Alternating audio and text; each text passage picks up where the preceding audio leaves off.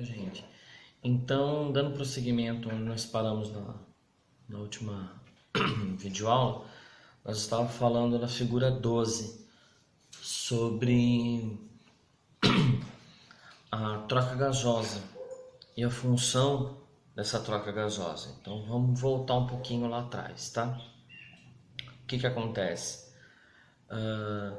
Eu coloquei assim: é fundamentalmente um tecido e transporta onde circulam substâncias nutritivas, gases respiratórios, oxigênio e gás carbônico, entre outros, tá? Produtos de secreção, hormônios, enzimas, anticorpos e sais. O que acontece? O sangue garante um equilíbrio hídrico e osmótico. O que acontece? Eu tinha dado o exemplo do rim, que o rim é o filtro do nosso organismo.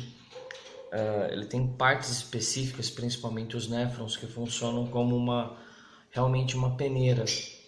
Então tudo vai sendo decompondo ali. E quanto mais água o ser humano toma, melhora essa fluidez, fica menos parte sólida dentro do rim. E a pessoa consegue eliminar aquilo ali pela urina.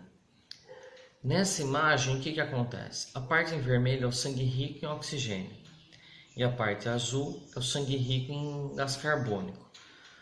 Então, nós vamos ver um pouquinho melhor dentro de sala de aula, nós vamos ver como funciona isso. O que acontece? A pessoa inspira, ela encheu o pulmão, entra muito oxigênio, lógico, entra gás carbônico, entra hidrogênio, entra outras substâncias, tá? Mas principalmente oxigênio, que é o que tem na nossa atmosfera. E lá dentro, lá nos capilares, que são veias extremamente pequenas, existe a troca gasosa. O que acontece? O sangue, a partir do momento que o sangue ele passa pelo pulmão, entra no coração, ele é bombeado, ele já começa a liberar uma quantidade de oxigênio ao decorrer do ciclo, porque o sangue não vai e volta, tá? Curtinho, ele tem que fazer o sistema todo. E aí o que acontece? Ele tem que voltar trazendo alguma coisa para não desperdiçar energia. E ele volta trazendo o que? Ele volta trazendo única e exclusivamente CO2, que é a hora que a gente solta o ar. Soltou o ar é CO2, certo? E isso garante um equilíbrio no nosso organismo, porque senão teríamos oxigênio demais ou CO2 demais. Então, isso garante um equilíbrio. Isso nós estamos falando do equilíbrio respiratório, tá? Eu coloquei aqui, hídrico e osmótico. Osmótico é isso, é ter esse equilíbrio. Agora, o equilíbrio hídrico, o que acontece? Os rins ele tem a função de fazer com que libere mais líquido. Não vou dizer especificamente água, tá? Porque não é a água que a gente libera na urina, são os resíduos da metabolização do corpo. Então, mas ele faz esse equilíbrio. Nem sempre é interessante a pessoa urinar demais, né? Então, o que acontece? Vamos dar um exemplo aqui. Existe uma lenda que a cerveja é diurética. Realmente ela é diurética, mas não é ela que faz a diurese, tá? Que a pessoa começa a urinar uma quantidade maior. É que qualquer substância que tenha álcool, mas isso nós vamos ver em sala de aula que vai ficar mais fácil para vocês entenderem. Mas só para ter uma ideia, quanto mais líquido a pessoa toma, mais ela vai no banheiro. Então vamos tomar em conta a cerveja. Em sala de aula eu explico o porquê, como que acontece isso.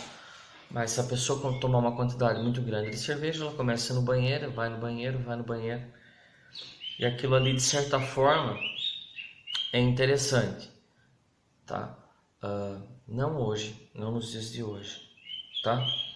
Mas há uns 30 anos atrás, mais ou menos, quem tinha cálculo renal, era muito fácil o médico indicar para a pessoa tomar pelo menos uma cerveja por dia, para fazer com que ela urinasse mais, talvez ela conseguisse expelir a pedra. Se isso dava resultado ou não, eu não vou saber, tá? Não tem como dizer isso para vocês, porque é muito individual de um por um. Mas era o que acontecia. É interessante, mas é o que acontecia. Tá. Então nós vamos falar aqui um pouquinho, na figura 13, das funções, tá? Então, evita grandes variações de pH no tecido. É chamado efeito tampão. Distribui uniformemente o calor. Então vamos falar um pouquinho desse efeito tampão. Quando nós temos uma perfuração, um ralado, um machucado, alguma coisa assim, mas que não seja profundo, que não requer ter ponto, coisa assim, nós vamos perceber que ele vai soltar um líquido transparente, meio amarelado, e aquilo ali é o plasma. E ele está rico em o quê? Rico em plaqueta, para fazer com que qual a função da plaqueta? Estancar uma hemorragia. Então nós estamos trabalhando aqui com um pequeno porte, tá? Então eu fiz um cortinho no dedo com a faca de cozinha. Tal, fiz um cortinho no dedo. A gente ficar quietinho ali, for lá e passar um band-aid, alguma coisa, aquilo ali vai colar de novo. Aquilo vai voltar a se unir de novo. Então isso é o efeito tampão. Fazer com que estanque a hemorragia. Num acidente, vai acontecer isso? Vai liberar. É o suficiente? Não, não é o suficiente. Mas vai liberar uma quantidade de plaqueta, principalmente para aquela região. Da mesma forma, acontece quando nós vamos tirar sangue. Porque quando a gente vai tirar sangue, a gente tira aqui na fossa cubital, ó, esse lugar aqui chama, essa região chama fossa cubital. Por que nós tiramos o sangue aqui? Tá? Depois pede para a pessoa segurar. Nunca dobre o braço. Não existe isso de dobrar o braço. Quem falar em dobrar o braço está falando errado, tá? Você tem que apertar, fazer pressão. Por que para de sangrar? Porque quando a veia está aqui, você perfura com a agulha aqui. Quando você tira isso, existe um agregamento plaquetário nessa região aqui, ó. A quantidade de plaqueta que está na sua veia, ela vai subir e ela vai fazer o que aqui? Ela vai fazer com que forme realmente um tampão. Por isso o nome efeito tampão. Ele vai tampar, vai fazer um tamponamento daquela região ali e evitar que aquilo ali extravase sangue, tá? É uma das funções também do sangue. Tá? Distribui uniformemente o calor. É um mecanismo termorregulador. Exatamente isso. A gente sabe que a temperatura média do corpo ela gira em torno de 36 a 36 graus e meio. E o sangue ele tem essa função também. Fazer com que a pessoa tenha um calor uniforme no corpo. Tá? Não vai ter uma região mais fria, não vai ter uma região mais quente, lógico. A pessoa deitar e colocar uma perna no sol, a pele vai estar mais quente, mas não o sangue, tá?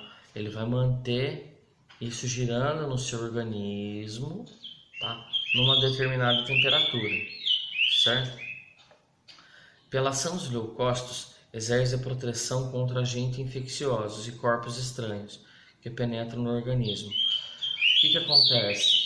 Lembra que eu falei lá atrás, falei sobre os agentes de defesa das células brancas? Então, eles são leucócitos. E existem várias nomenclaturas para os leucócitos. Então eu trouxe até aqui na imagem 3, tem o neutrófilo, basófilo, eosinófilo, linfócito, monócito, são vários, tá? Cada uma com uma função. Só para a gente ter uma ideia aqui, vou dar um exemplo para vocês. Ó, a pessoa está com uma verminose no intestino. Aí quando for fazer o hemograma, vai perceber o quê? Vai perceber que ela tem uma quantidade um pouco aumentada de basófilo. Aí o médico vai chegar lá, ele vai olhar aquela quantidade de basófilo ali, ele vai pensar o quê? Desculpa, gente. Ele vai pensar o quê?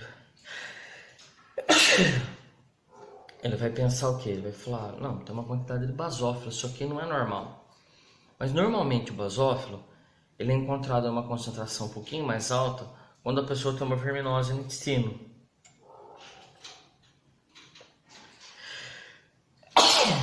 Não é corona, é sinusite. É rinite também. Aí o que que acontece? Ele vai pedir o exame de fezes. Então, pelo exame de fezes, ele vai conseguir ver qual é a verminose, qual é o tipo de verminose, mas se foi pela quantidade de neutrófilo, de linfócito, que são as células brancas, que o basófilo é um neutrófilo, né? Vai ver que aconteceu o quê? Que é um leucócito, perdão. Vai ver que aconteceu o quê? Que teve infecção por um agente no intestino, tá?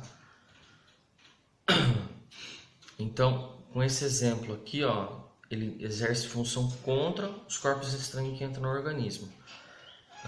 O espirro, ele é um meio de defesa, é um mecanismo de defesa. Alguma partícula entra na narina da pessoa e o que acontece? O seu corpo tenta expulsar aquilo ali, de alguma forma. Pode ser um vírus, pode ser uma poeira, pode ser um ácaro, pode ser qualquer outra coisa, tá? A tentativa é de expulsar. Às vezes acontece? Sim, às vezes acontece. Infelizmente, quando a pessoa tem uma doença, alguma coisa assim, não. A gente sabe disso, tá? Vamos falar um pouquinho sobre as características do sangue. Nessa imagem aqui, número 14, perdão, tem aí um pedaço vermelho e um pedaço azul, né, do lado direito da imagem. Então vamos lá. O sangue venoso é um sangue de líquido, vermelho e escuro, que é realmente quando nós vamos tirar sangue, nós vamos fazer isso dentro de sala de aula, quando nós formos tirar sangue, quando a gente vai tirar sangue, não é tirar, tá? Nós vamos fazer coleta de sangue no laboratório. O que que acontece? É ali que é feita a punção, nas veias, nunca na artéria. Na artéria é só em casos extremos, dentro do hospital. No laboratório ou em qualquer outro lugar, não se colhe arterial. É raro, muito raro colher até dentro do hospital. Aí vai falar, professor, mas quão raro é? Às vezes você vai na UTI, você pega paciente no UTI, não tem o que fazer, tem que colher arterial. Às vezes o paciente que está acamado há muito tempo, 6 meses, 7 meses, 1 ano, não tem o que fazer, tem que pegar arterial. Então quando está no hospital, é muito mais fácil, tá? Tem hospital que a enfermagem não deixa o profissional da colher arterial, só eles colhem arterial, o que por lei tá certo, tá? Mas o que que acontece? O sangue é mais escuro, tá? Então o sangue venoso, porque vem de veia, veia é venoso. O sangue ele é mais escuro, ele é mais denso, tá? O sangue arterial ele é um sangue vermelho vivo. Fora da circulação ele coagula rapidamente porque ele entra em contato com o oxigênio. Então é um sangue assim, acabou de fazer a coleta, fez a coleta daquele sangue, dali logicamente já vai estar dentro do tubo e é laboratório, não dá para esperar muito tempo. O que que acontece? Normalmente o arterial nós não se colhe com canhão, só com seringa. Por ser mais profundo, nem sempre a gente consegue acertar de primeira veia, tá? A artéria, perdão. Tem que, às vezes pega, mas ela colaba, ela faz isso, ela altera. Então tem que ter um cuidado, sempre num ângulo bem agudo. Introduziu, tirou, depois a gente vai abrir o tubo, colocar dentro do tubo. nunca vai espetar, corre o risco de se machucar, tá bom? Então por hoje é só. Na próxima videoaula a gente termina esse assunto, a gente volta aqui, ó, no slide 14, tá bom? Um abraço a todos, fiquem com Deus.